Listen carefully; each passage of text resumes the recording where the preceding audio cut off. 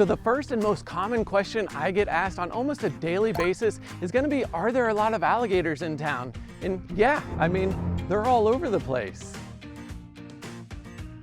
But really, you're only going to find alligators when you go out looking in places like this, like Sweetwater Wetlands Park or Lachua Trail, Lake Alice. I mean, there are definitely alligators in Gainesville in wet, swampy areas. But when it comes to your day-to-day life, going to Publix, running errands, dropping the kids off at school, you're not going to encounter gators in the parking lot, in your general places around town.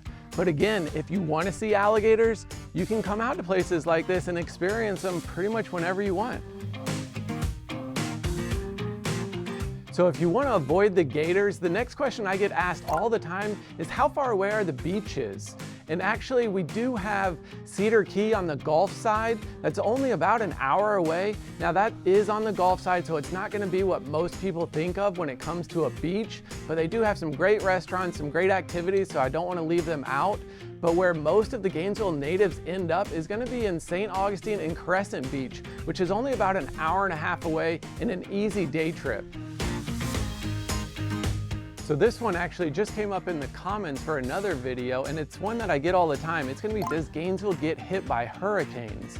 And luckily, most of our days are sort of beautiful just like this, but we will see some significant rain and a lot of storms. Luckily, because we're so far inland, we don't really see really strong hurricanes. We will see strong winds that can take down trees, hit power lines, that sort of thing. But Gainesville is not an area where you're typically going to see homes being boarded up and shingles flying off the roof because the storms are so strong. So that's why you need to go ahead and comment all of your questions down in these videos. I'm constantly browsing through them and responding. And I'm curious, what questions do you have? Go ahead, drop it in the comments now.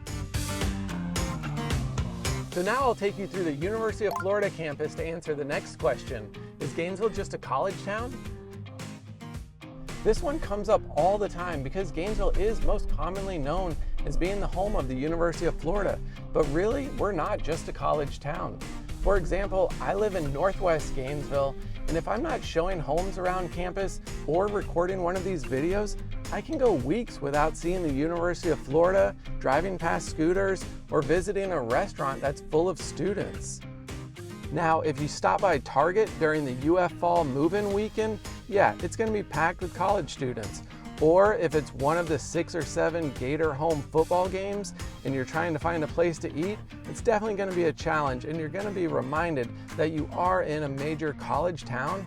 But honestly, unless you live really close to campus or work on campus, you're unlikely to be negatively impacted by the university.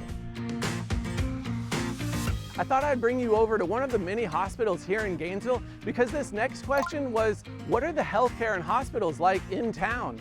And honestly, we do have some amazing facilities here in UF Shands Hospital, the Children's Pediatric Hospital, along with the Cancer Hospital, just to name a few. Now, personally, we were fortunate enough. Our son was born here at Shands Hospital, and he was premature, came early, had some significant health issues. Lucky for us, they didn't have to transport him out of town to another hospital or anything like that. Luckily, he just went downstairs and was able to receive the most amazing healthcare we could have imagined. Now, a few years later, I myself have run into a few different health issues, and I'm trying to make appointments with doctors. And each of them that I've reached out to so far has told me it's going to be 3 to 6 months before I have any chance of being seen.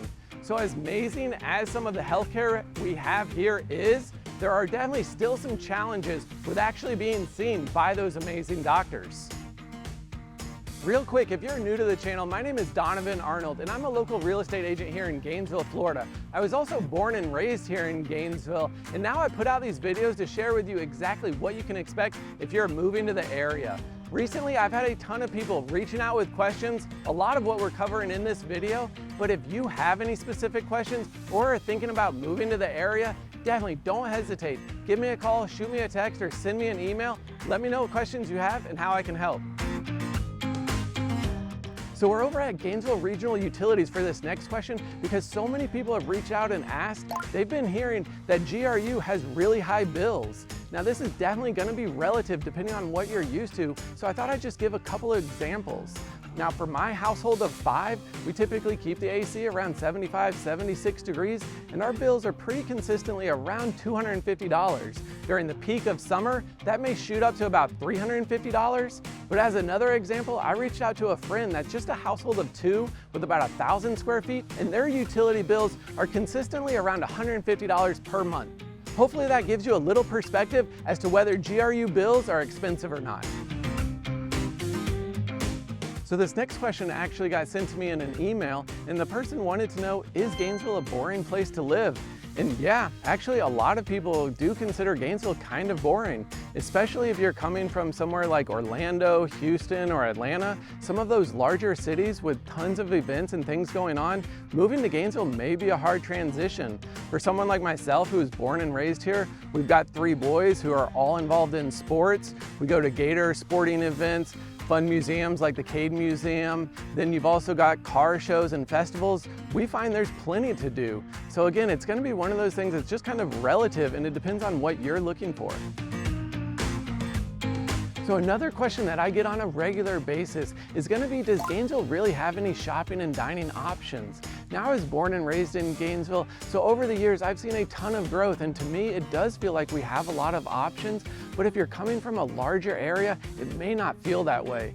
Now, Celebration Point and Butler Plaza has developed so much, and with that, a lot of great chains have come to town, with Whole Foods, REI, Cheesecake Factory, and P.F. Chang's. But what I feel like I've noticed is that we're starting to lose some of the local mom and pop shops. Unfortunately, some of those smaller shops have closed down, and it seems like more chains are coming to town.